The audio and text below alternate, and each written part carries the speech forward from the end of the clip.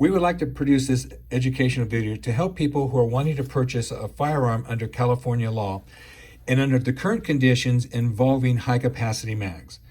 Under California Code of Regulations, Title 11, Division 5, there's a subsection that allows high-capacity magazines to be sold if they've been rendered permanently unable to be used as high-capacity mags. Section 5491 states that the large capacity mag, if it's made permanently to hold only 10 rounds, it can be done in two ways. And the ways that the law specifically identifies is that there has to be a magazine block inside the magazine to prevent the magazine to hold more than 10 rounds.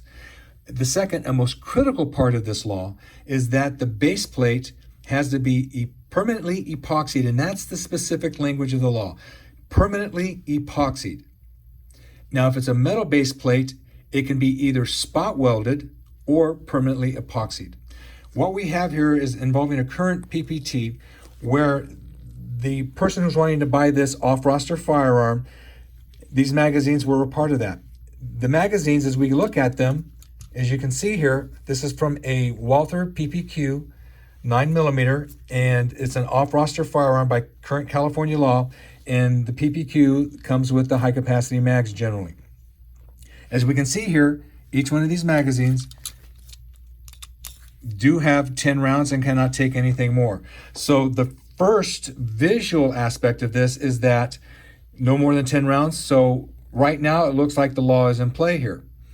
But when we do a quick review of the magazine, the base plate, we do not see anything that shows permanent epoxy on the base plate. Now, that doesn't mean there's not any in there, but on visual cue, there's nothing to show that that's there.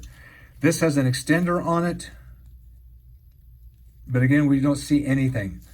What we're going to do is to determine, and this will help people determine if they do a PPT to ensure that the magazines are fully compliant with California law. We're going to go ahead and unload and see if we can remove the base plate.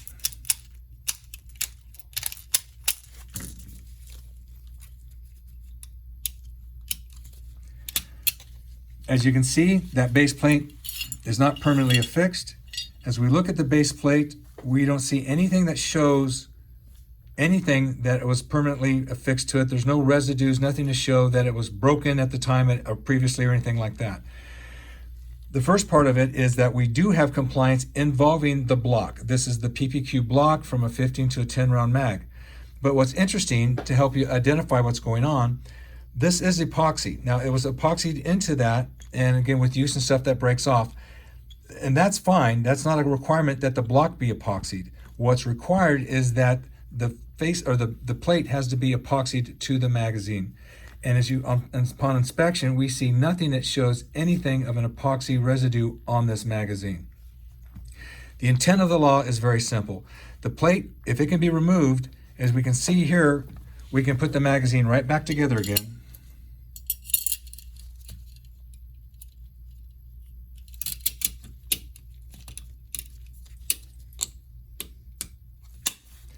And return the magazine back to its original configuration for 15 rounds.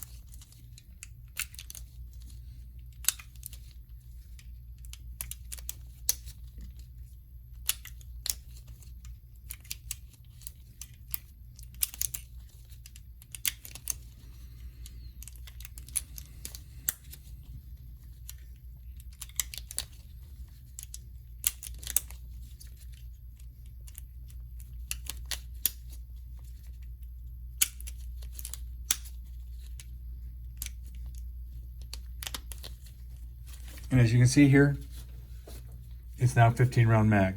That's the big issue with dealing with private party transfers with these magazines. We don't want people to get into trouble because now this is, by California law, illegal to possess, and we don't want people to get in trouble with that.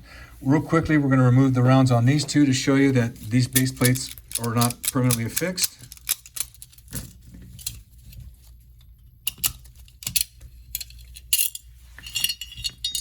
Again, no signs of residue, nothing to show that this was ever permanently affixed to the magazine.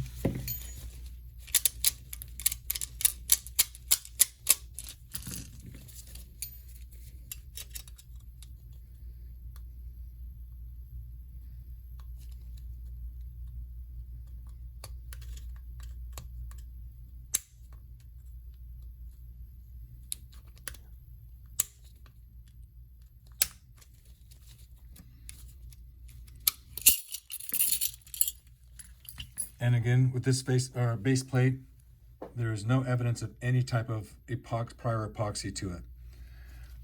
Again, the purpose of this video is to help people, if they're buying high capacity mags that have been told or are supposed to be rendered to be compliant with California law, very easy how to determine if in fact they are, so they don't have any issues having high capacity mags that are in violation of current California law. If the law changes in the future, then this won't be an issue.